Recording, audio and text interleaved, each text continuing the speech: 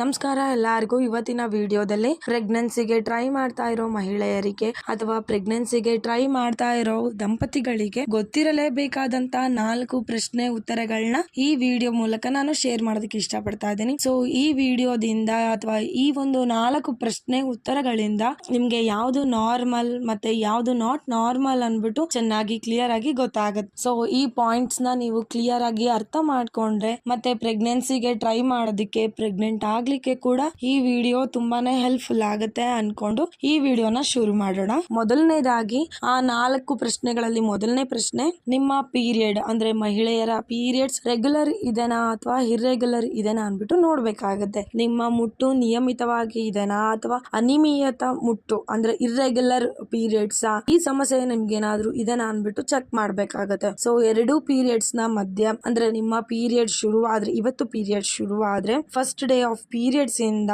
Next ನಿಮ್ಗೆ ಯಾವಾಗ period ಆಗುತ್ತಲ್ವಾ, so ಅದರ ಫಸ್ಟ್ ದಿನ ತನನು ಅಂದ್ರೆ ಒಂದು ಪೀರಿಯಡ್ ಇಂದ ಇನ್ನೊಂದು ಪೀರಿಯಡ್ಸ್ ದಿನಕ್ಕೆ ಎಷ್ಟು ಗ್ಯಾಪ್ ಇರ್ಬೇಕು ಅಂದ್ರೆ 21 ಇಂದ 35 ದಿನ ತನ ಗ್ಯಾಪ್ ಇರ್ಬೇಕು. 21 ಇಂದ 35 ಡೇಸ್ ಪೀರಿಯಡ್ಸ್ ಗ್ಯಾಪ್ ಇರ್ಬೇಕು. ಸೊ ಈ ದಿನದೊಳಗೆ ನೀವು ಪೀರಿಯಡ್ಸ್ ಆಗ್ತಾ ಇದ್ರೆ ಅದು ನಾರ್ಮಲ್ ಅಂತ ಹೇಳ್ಬೋದು, ಅಂದ್ರೆ ರೆಗ್ಯುಲರ್ ನಿಯಮಿತ ಪೀರಿಯಡ್ಸ್ ಮುಟ್ಟು ಅಂತ ಹೇಳ್ಬೋದು. ಒಂದ್ ವೇಳೆ ನಿಮ್ಗೆ 35 ಡೇಸ್ ಗಿನ ಜಾಸ್ತಿ ಪೀರಿಯಡ್ಸ್ ಆದ್ರೆ, 40 ಡೇಸ್ಗೊಮ್ಮೆ ಪೀರಿಯಡ್ಸ್ ಆಗ್ತಾ ಇದ್ರೆ, ಅಥವಾ 2 ತಿಂಗಳಿಗೊಮ್ಮೆ ಪೀರಿಯಡ್ ಆಗ್ತಾ ಇದೆ, ಅಥವಾ 1 ತಿಂಗಳಿಗಿಂತ 1.5 ತಿಂಗಳ ಮೇಲೆ ಪೀರಿಯಡ್ಸ್ ಆಗ್ತಾ ಇದ್ದೀರಾ ಅಂದ್ರೆ 45 ದಿನಕ್ಕೆ ಪೀರಿಯಡ್ಸ್ ಆಗ್ತಾ ಇದ್ದೀರಾ ಅಂದ್ರೆ ಈ ರೀತಿ ಇದ್ರೆ ಇರ್ರೆಗ್ಯುಲರ್ ಪೀರಿಯಡ್ ಅಂತ ಹೇಳ್ತಾರೆ. ಸೊ 2 ಪೀರಿಯಡ್ಸ್ಗೆ ಮೋರ್ ದನ್ 45 ಡೇಸ್ 35 ಡೇಸ್ ಇದ್ರೆ ಅದನ್ನ ಇರ್ರೆಗ್ಯುಲರ್ ಪೀರಿಯಡ್ ಅಂತ ಕರೀತಾರೆ. ಸೊ ಈ ತರ ಇರ್ರೆಗ್ಯುಲರ್ ಪೀರಿಯಡ್ಸ್ ಆದ್ರೆ ಓವ್ಯುಲೇಷನ್ ಅಲ್ಲೂ ಸ್ವಲ್ಪ ಪ್ರಾಬ್ಲಮ್ ಇರೋ ಚಾನ್ಸಸ್ ಇರುತ್ತೆ. ಒಂದ್ ವೇಳೆ ನಿಮ್ಮ ಪೀರಿಯಡ್ಸ್ ಇರ್ರೆಗ್ಯುಲರ್ ಇದ್ರೆ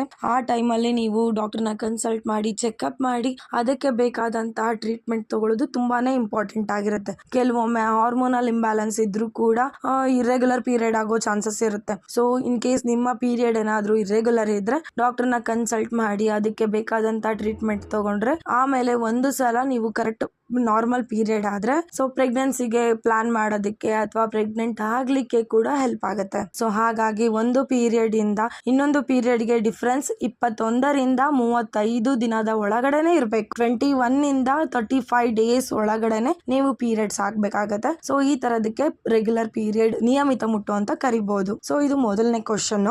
ನೆಕ್ಸ್ಟ್ ಎರಡನೇದೇನು ಅಂದ್ರೆ, ನಿಮ್ಮ ರಿಲೇಶನ್ಶಿಪ್ ಇಟ್ಕೊಳ್ಳುವಾಗ ಅಂದ್ರೆ ನಿಮ್ಮ ಹಸ್ಬೆಂಡ್ ಜೊತೆ, ಪತಿ ಜೊತೆ ಫಿಸಿಕಲ್ ರಿಲೇಶನ್ಶಿಪ್ ಇಟ್ಕೊಳ್ಳುವಾಗ ಅಂದ್ರೆ ಇಂಟರ್ ಕೋರ್ಸ್ ಮಾಡುವಾಗ ಯಾವುದೇ ರೀತಿಯ ತೊಂದರೆ ಆಗೋದಾಗ್ಲಿ, ಅಥವಾ ನಿಮ್ಮ ಹಸ್ಬೆಂಡ್ ಗೆ ಕೆಲವೊಮ್ಮೆ ಏನಾದ್ರೂ ಪೇನ್ ಆಗ್ತಿರ್ತಾರೆ, ಇರಾಕ್ಟೈಲ್ ಪ್ರಾಬ್ಲಮ್ ಇರುತ್ತೆ, ಅಥವಾ ನೋವು ಆಗ್ತಾ ಇರುತ್ತೆ, ಅವ್ರಿಗೆ ಇಜಾಕ್ಯುಲೇಟರಿ ಪ್ರಾಬ್ಲಮ್ಸ್ ಇರುತ್ತೆ. ಸೊ ಆ ಟೈಮ್ ಅಲ್ಲಿ ಅಂತವ್ರು ಏನ್ ಮಾಡ್ಬೇಕು ಅಂದ್ರೆ ಡಾಕ್ಟರ್ನ ಕನ್ಸಲ್ಟ್ ಮಾಡಿ ಅದಕ್ಕೆ ಬೇಕಾದಂತ ಟ್ರೀಟ್ಮೆಂಟ್ ನ ತಗೊಳ್ಳೋದು ಒಳ್ಳೇದು. ಸೊ ಈ ಪ್ರಾಬ್ಲಮ್ ಇಂದ ಕೂಡ ನಿಮ್ಗೆ ಪ್ರೆಗ್ನೆಂಟ್ ಆಗೋದಕ್ಕೆ ತೊಂದರೆ ಆಗುತ್ತೆ. ಹಾಗೆ ಕೆಲವೊಮ್ಮೆ ಸೇರುವಾಗ ಮಹಿಳೆಯರಿಗೆ ತುಂಬಾ ನೋವು, ಉರಿ, ಅಥವಾ ಸೇರ್ಲಿಕ್ಕೆ ಕರೆಕ್ಟ್ ಆದ ರೀತಿಯಲ್ಲಿ ಆಗೋದಿಲ್ಲ, ಅಷ್ಟು ನೋವು ಆಗ್ತಾ ಇದ್ರೆ ಸೊ ಅಂತ ಟೈಮಲ್ಲೂ ಕೂಡ ನೀವು ಡಾಕ್ಟರ್ನ ಕನ್ಸಲ್ಟ್ ಮಾಡಬೇಕಾಗುತ್ತೆ. ಮತ್ತೆ ಅದಕ್ಕೆ ಬೇಕಾದಂತ ಟ್ರೀಟ್ಮೆಂಟ್ ತಗೊಳ್ಳೋದು ಒಳ್ಳೇದಾಗಿರುತ್ತೆ. ಒಂದ್ ವೇಳೆ ನೀವು ನಿಮ್ಮ ಹಸ್ಬೆಂಡ್ ಜೊತೆ ಕರೆಕ್ಟ್ ಆಗಿ ರಿಲೇಶನ್ಶಿಪ್ ಇಟ್ಕೊಂತಿದ್ದೀರಾ, ಯಾವುದೇ ರೀತಿಯ ನೋವು ಆಗ್ಲಿ ಅಥವಾ ಯಾವುದೇ ರೀತಿಯ ತೊಂದರೆ ಇಲ್ಲ ನಿಮ್ಮ ರಿಲೇಶನ್ಶಿಪ್ ಇಟ್ಕೊಳ್ಳುವಾಗ ಅಂದ್ರೆ ಅದು ಒಂದು ಗುಡ್ ಸೈನ್, ನೀವು ಪ್ರೆಗ್ನೆಂಟ್ ಆಗ್ಲಿಕ್ಕೆ ಚಾನ್ಸಸ್ ತುಂಬಾ ಇದೆ ಅಂತ ಹೇಳ್ಬೋದು. ಸೊ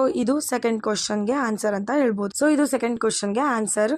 ಮೂರನೇ ಪ್ರಶ್ನೆ ಏನಂದ್ರೆ, ಕೆಲವೊಮ್ಮೆ ತುಂಬಾ ಮಹಿಳೆಯರಿಗೆ ಕೆಲವೊಮ್ಮೆ ಕರೆಕ್ಟ್ ಆಗಿ ಗೊತ್ತಿರೋದಿಲ್ಲ ಯಾವ ದಿನದಲ್ಲಿ ಸೇರಿದ್ರೆ ಪ್ರೆಗ್ನೆಂಟ್ ಆಗ್ತಾರೆ ಅನ್ಬಿಟ್ಟು. ಸೊ ನಿಮ್ಗೆ ಒಂದ್ ವೇಳೆ ಕರೆಕ್ಟ್ ಆಗಿ ಗೊತ್ತಿದ್ರೆ ನೀವು ಪ್ರೆಗ್ನೆಂಟ್ ಆಗ್ಲಿಕ್ಕೆ ಜಾಸ್ತಿ ಚಾನ್ಸಸ್ ಇರುತ್ತೆ. ಕೆಲವೊಮ್ಮೆ ಯಾವ ಟೈಮಲ್ಲಿ ಸೇರ್ಬೇಕು ಆ ಟೈಮಲ್ಲಿ ಅವರು ಸೇರೋದಿಲ್ಲ, ಉಳಿದ ಟೈಮಲ್ಲಿ ಸೇರಿದ್ರೆ ನೀವು ಪ್ರೆಗ್ನೆಂಟ್ ಆಗ್ಲಿಕ್ಕೆ ಕೂಡ ಕಷ್ಟ ಆಗುತ್ತೆ. ಸೊ ಹಾಗಾಗಿ ನೀವೇನ್ ಮಾಡ್ಬೇಕು ಅಂದ್ರೆ ಫಸ್ಟ್ ನಿಮ್ಮ ಪೀರಿಯಡ್ ಸೈಕಲ್ ರೆಗ್ಯುಲರ್ ಇದೆನಾ ಇಲ್ವಾ ಅನ್ಬಿಟ್ಟು ನೋಡ್ಬೇಕಾಗತ್ತೆ. ಪೀರಿಯಡ್ಸ್ ಏನಾದ್ರು ರೆಗ್ಯುಲರ್ ಇದ್ರೆ ಕರೆಕ್ಟ್ ಆಗಿ ಓವ್ಯುಲೇಷನ್ ಡೇಸ್ ನ ಕರೆಕ್ಟ್ ಕ್ಯಾಲ್ಕುಲೇಟ್ ಮಾಡಿ ನೀವು ಹಸ್ಬೆಂಡ್ ಜೊತೆ ರಿಲೇಶನ್ಶಿಪ್ ಇಟ್ಕೋಬೇಕಾಗತ್ತೆ. ಇನ್ ಕೇಸ್ ಏನಾದ್ರೂ ಇರ್ರೆಗ್ಯುಲರ್ ಪೀರಿಯಡ್ ಸೈಕಲ್ ಇದ್ರೆ ನೀವು ಡಾಕ್ಟರ್ನ ಹೋಗಿ ಕನ್ಸಲ್ಟ್ ಮಾಡಿ ಟ್ರೀಟ್ಮೆಂಟ್ ತಗೊಂಡು ಆಮೇಲೆ ನಿಮ್ಮ ಸೈಕಲ್ ರೆಗ್ಯುಲರ್ ಆದ್ರೆ ಓವ್ಯುಲೇಷನ್ ಕ್ಯಾಲ್ಕುಲೇಟ್ ಮಾಡಿ ಆ ಟೈಮಲ್ಲಿ ಸೇರಿದ್ರೆ ಒಳ್ಳೇದಾಗತ್ತೆ. ಮತ್ತೆ ಕೆಲವೊಮ್ಮೆ ಕೆಲವರು ಓವ್ಯುಲೇಷನ್ ಕಿಟ್ ಕೂಡ ಯೂಸ್ ಮಾಡ್ತಾರೆ. ಸೊ ಅದನ್ನ ಆ ಕಿಟ್ ನ ಯೂಸ್ ಮಾಡಿ ಓವ್ಯುಲೇಷನ್ ಆಗ್ತಾ ಇದೆನಾ ಇಲ್ವಾ ಅನ್ಬಿಟ್ಟು ಚೆಕ್ ಮಾಡಿ ಆಗ ಸೇರ್ತಾರೆ. ಹಾಗೇನೆ ಡಾಕ್ಟರ್ ಫಾಲಿಕ್ಯುಲರ್ ಸ್ಕ್ಯಾನ್ ಕೂಡ ಕೂಡ ಮಾಡ್ತಾರೆ. ಆ ಸ್ಕ್ಯಾನ್ ಅಲ್ಲಿ ಕೂಡ ಡಾಕ್ಟರ್ಗೆ ಗೊತ್ತಾಗುತ್ತೆ ಓವ್ಯುಲೇಷನ್ ಆಗಿದೆನಾ ಇಲ್ವಾ ಅಂತ ಅಂದ್ಬಿಟ್ಟು. ಸೊ ಈ ರೀತಿ ಕೆಲವೊಂದು ಮೆಥಡ್ಸ್ ಕೂಡ ಇದೆ ಇರ್ರೆಗ್ಯುಲರ್ ಪೀರಿಯಡ್ಸ್ ಅವ್ರಿಗೆ. ಸೊ ನಿಮ್ಗೆ ಕರೆಕ್ಟ್ ಆಗಿ ಗೊತ್ತಿರಬೇಕು ಯಾವ ಟೈಮ್ ಅಲ್ಲಿ ರಿಲೇಶನ್ಶಿಪ್ ಇಟ್ಕೋಬೇಕು ಅಂದ್ಬಿಟ್ಟು. ಸೊ ಆ ಟೈಮ್ ಅಲ್ಲಿ ರಿಲೇಶನ್ಶಿಪ್ ಇಟ್ಕೊಂಡ್ರೆ ಮಾತ್ರ ನೀವು ಪ್ರೆಗ್ನೆಂಟ್ ಆಗ್ಲಿಕ್ಕೆ ಸಾಧ್ಯ ಆಗುತ್ತೆ. ಸೊ ಇದು 3ನೇ ಪ್ರಶ್ನೆಗೆ ಉತ್ತರ. ಇವಾಗ 4th ಫೈನಲ್ ಕ್ವಶನ್ ಇದೆ. ಇವಾಗ ನಿಮ್ಮ ಏಜ್, ಮಹಿಳೆಯರ ಏಜ್ 30 ಇಯರ್ಸ್ ಗಿನ್ನ ಕಡಿಮೆ ಇದೆ, ನಿಮ್ಮ ಏಜ್ 30 ಇಯರ್ಸ್ ಗಿನ್ನ ಕಡಿಮೆ ಇದೆ, ನಿಮ್ಮ ಪೀರಿಯಡ್ಸ್ ರೆಗ್ಯುಲರ್ ಇದೆ, ನಿಮ್ಗೆ ಯಾವುದೇ ರೀತಿಯ ಹೆಲ್ತ್ ಪ್ರಾಬ್ಲಮ್ ಇಲ್ಲ, ಸೇರುವಾಗ ಯಾವುದೇ ರೀತಿಯ ತೊಂದರೆ ಕೂಡ ಆಗೋದಿಲ್ಲ ಅಂತವ್ರು ಏನ್ ಮಾಡಬಹುದು ಅಂದ್ರೆ ನಿಮ್ಮ ಏಜ್ 30 ಇಯರ್ಸ್ ಗಿನ್ನ ಕಡಿಮೆ ಇದ್ದು ಹೆಲ್ತ್ ಎಲ್ಲ ಚೆನ್ನಾಗಿ ಇದ್ರೆ ನೀವು 1 ಇಯರ್ ತನ ಕಂಟಿನ್ಯೂಸ್ ಆಗಿ ನ್ಯಾಚುರಲ್ ಆಗಿ ಪ್ರೆಗ್ನೆನ್ಸಿಗೆ ಟ್ರೈ ಮಾಡ್ಬೇಕಾಗತ್ತೆ. ನೀವು 30 ಇಯರ್ಸ್ ಗಿನ್ನ ಕಡಿಮೆ ಇದ್ದು 1 ಇಯರ್ ತನ ಟ್ರೈ ಮಾಡಿ ಕೂಡ ಪ್ರೆಗ್ನೆಂಟ್ ಆಗ್ಲಿಲ್ಲ ಅಂದ್ರೆ ಆ ಟೈಮ್ ಅಲ್ಲೇ ನೀವು ಡಾಕ್ಟರ್ನ ಕನ್ಸಲ್ಟ್ ಮಾಡೋದು ಒಳ್ಳೇದು. ಸೊ ಡಾಕ್ಟರ್ಸ್ ಬೇರೆ ಬೇರೆ ಟೆಸ್ಟ್ ಮಾಡಿ ನೋಡ್ತಾರೆ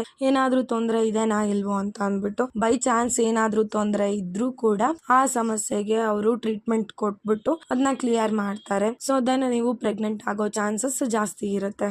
ಸೊ ಈ ಮಾಹಿತಿ ನಿಮ್ಗೆಲ್ಲರಿಗೂ ಉಪಯೋಗ ಆಗುತ್ತೆ ಅಂತ ಅನ್ಕೊಂತೀನಿ. ಇನ್ ಕೇಸ್ ಉಪಯೋಗ ಅನ್ಸಿದ್ರೆ ಎಷ್ಟು ಸಾಧ್ಯನೋ ಅಷ್ಟು ಶೇರ್ ಮಾಡಿ, ಲೈಕ್ ಮಾಡಿ. ಇನ್ನೂ ನನ್ನ ಚಾನಲ್ನ ಸಬ್ಸ್ಕ್ರೈಬ್ ಮಾಡಿಲ್ಲ ಅಂದ್ರೆ ದಯವಿಟ್ಟು ಸಬ್ಸ್ಕ್ರೈಬ್ ಮಾಡಿ. ಧನ್ಯವಾದಗಳು.